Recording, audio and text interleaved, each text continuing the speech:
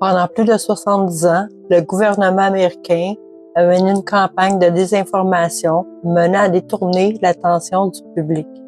Les témoins se multiplient, les vidéos s'accumulent, mais la vérité demeure classifiée, caviardée, verrouillée. Et puis, un élu brise le silence. Son nom, c'est Tim Burchett, représentant, membre du Congrès du Tennessee. Un homme honnête, pauvre, mais libre, qui dort sur le canapé de son bureau à Washington et ose s'attaquer à ce que d'autres appellent le complexe militaro-industriel. Face à Tucker Carlson, il affirme « Il y a quelque chose dans nos cieux que nous ne comprenons pas ». Et depuis 70 ans, le gouvernement ment à propos de ce qu'il sait. Ce qu'il nous raconte, c'est pas de la science-fiction. C'est une bataille pour la vérité et contre les intérêts les plus puissants de ce monde. Bienvenue dans mon résumé du podcast de Tucker Carlson avec Tim Burchett. Si vous aimez mon contenu, je vous invite à liker, à partager puis à vous abonner si vous n'êtes pas abonné. Puis je vous remercie sincèrement pour vos commentaires, pour vos encouragements. Puis on lâche pas, on va avoir la vérité, on va avoir l'énergie libre, on va avoir la médecine quantique. On lâche pas, bonne journée.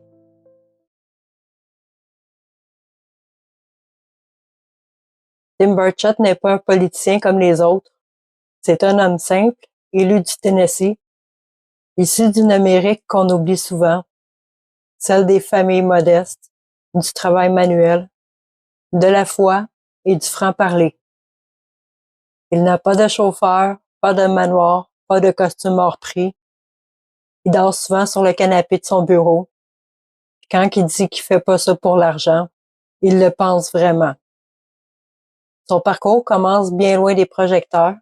Adolescent, il était déjà fasciné par les mystères, les civilisations anciennes et les phénomènes inexpliqués, les histoires d'ovnis qu'il lit dans les vieux magazines. Il passe des heures à la bibliothèque de Knoxville. Un carnet à la main, il notait tout ce qui défiait la logique. Il est profondément croyant. Et quand il lit la Bible, il la lit pas seulement que comme un texte spirituel, mais comme un témoignage d'observation extraordinaire. Le passage du prophète Ézéchiel le marque à vie. Une roue dans une roue, descendant du ciel entouré de feu. Pour lui, c'est pas une métaphore. C'est une description ancienne d'une technologie venue d'ailleurs. En grandissant, il garde cette curiosité dans le coin de sa tête, même quand il entre en politique. Il commence comme élu local, puis devient maire du comté de Knox. On le connaît pour son style franc, son humour, son authenticité. C'est un républicain, oui, mais pas du genre partisan. Il dit ce qu'il pense, peu importe à qui ça déplaît. Puis un jour à Washington, alors qu'il rentrait tard de son petit bureau, il allume la télévision. Un documentaire sur les ovnis passe à l'écran. Des pilotes racontent ce qu'ils ont vu, des objets qui apparaissent sur les radars, qui accélèrent, disparaissent et réapparaissent plus loin.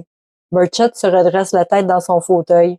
Il écoute, plus qu'il entend, plus qu'il se dit ces gens mentent pas, ils disent la vérité. Il repense à ce qu'il a lu dans Ézéchiel, à ses anciens récits de feu dans le ciel. Là, il comprend qu'il y a quelque chose qui colle pas. Des témoignages aussi cohérents, venus de gens formés, respectés, ne peuvent pas être ignorés simplement que parce que ça dérange. C'est ce soir-là, dit-il, qu'il prend sa décision. Il va poser des questions. Il va demander des comptes, puis il va le faire publiquement. Je suis pas là pour protéger le gouvernement, qu'il dit. Je suis là pour protéger le peuple. Mais dans les couloirs du Congrès, des collègues se moquent de lui, rient. Certains lui tapent sur l'épaule. Ah, Tim avec tes petits hommes verts. Mais lui, il rit pas. Mais parce qu'il sait qu'il touche à quelque chose de plus grand. Il commence à fouiller dans les archives, à rencontrer des gens, à écouter des témoignages, des militaires, des ingénieurs civils. Tous racontent la même chose. Il y a quelque chose là-haut. Et au fil du temps, il se rend compte d'une chose encore plus troublante. Les agences gouvernementales ne se contentent pas seulement d'ignorer le sujet, mais ils gardent carrément le secret. Je me suis rendu compte qu'il dit qu'il y avait une pièce à laquelle même les membres du Congrès avaient pas accès. À partir de là, sa vie a changé. Il reçoit des appels anonymes, des emails cryptiques, des avertissements voilés, mais aussi des soutiens silencieux, des militaires à la retraite, des ingénieurs, des gens qui lui disent « Continue Tim, parce que t'es le seul à en parler ». Pour lui, ce combat dépasse les ovnis. C'est un combat contre le mensonge, contre l'arrogance du pouvoir, contre la peur de savoir. Avec sa voix calme et sa foi inébranlable, il résume toute sa démarche en une phrase. Si la vérité dérange, c'est qu'elle a besoin d'être dite.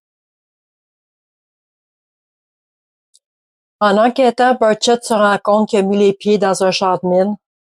Il découvre un système bien huilé de désinformation, entretenu par les agences fédérales depuis plus de 7 décennies. Selon lui, même les chercheurs, les journalistes bien intentionnés sont manipulés, alimentés par de fausses pistes pour entretenir la confusion. Quand TMZ l'interroge pour la première fois, il annonce « Le rapport sur les ovnis sera flou et rédacté. Ils cacheront tout. » Et il avait raison, le rapport est publié, entièrement caviardé, sans contenu concret. C'est là qu'il prononce la phrase virale « Plus de gens croient aux ovnis qu'ils croient au Congrès. » Ce cynisme déclenche une vague d'intérêt médiatique. Des citoyens, des pilotes, des anciens militaires lui écrivent, lui racontent leur expérience. Une femme élégante issue de la haute société dit avoir été suivie par un cylindre métallique pendant plusieurs kilomètres dans les années 70. Un ancien marine de la Navy décrit un objet gigantesque, 2 pâtés de maisons de large, planant silencieusement au-dessus d'un sous-marin nucléaire, avant de disparaître à une vitesse impossible.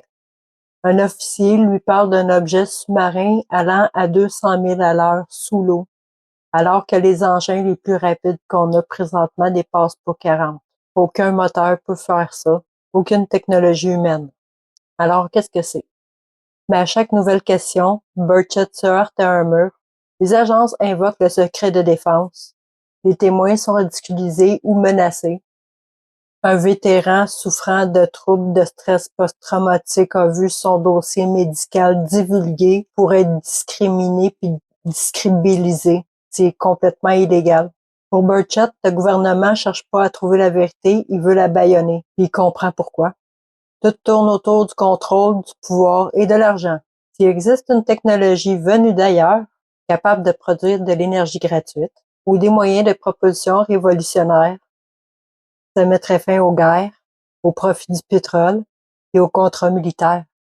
Le secret protège les intérêts économiques pour les citoyens.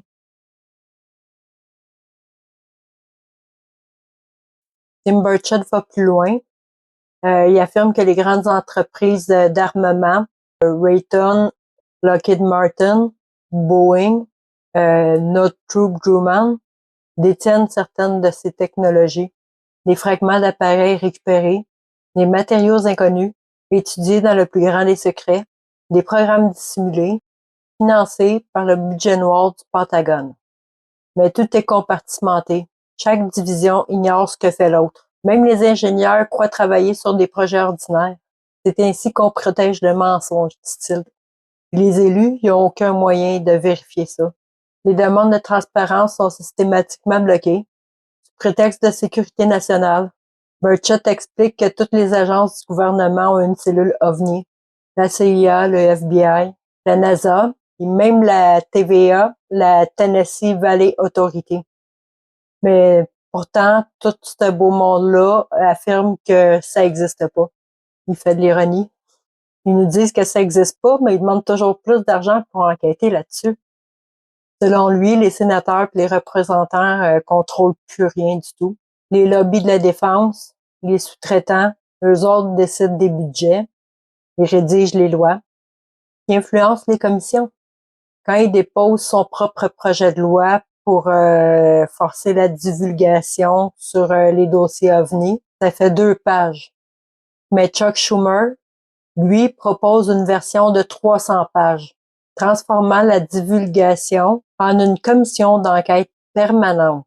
Autrement dit, un enterrement administratif. Burchett y voit une manœuvre de camouflage déguisée en transparence. Il résume, ils veulent faire croire qu'ils enquêtent alors qu'ils enterrent. Puis quand il demande pourquoi, il obtient une réponse officieuse. Il y a un ami haut placé à Washington qui a glissé à voix basse. Tu devrais laisser tomber, Tim. Tu es en train de frapper un nid de frelons. Malgré la pression, Tim Burchett ne se tait pas. Il l'a dit ouvertement. Il n'a pas peur parce qu'il n'a pas rien à perdre. Pas de contrat, pas de sponsor, pas d'ambition de carrière, seulement une conviction. Je veux pas mourir sans avoir dit la vérité. Puis la vérité, c'est que le peuple américain est trompé. En passant, c'est pareil au Canada. Allez voir Paul Hellyer, c'était notre ancien ministre de la Défense qui a dénoncé ça, lui aussi. Il reste persuadé qu'un jour la divulgation aura lieu, peut-être lorsqu'un président aura le courage de désobéir à l'État profond. Il dit qu'il croit que Donald Trump pourrait être cet homme, celui qui dira enfin, c'est assez, des mensonges. Mais au fond de lui, il sait que la lumière va venir d'ailleurs, du peuple lui-même, de ceux qui refusent de fermer les yeux, puis de se taire. Pour Tim Burchett, le combat n'est pas sur les ovnis, mais sur la vérité, celle d'un système corrompu où la peur et l'argent remplacent la transparence.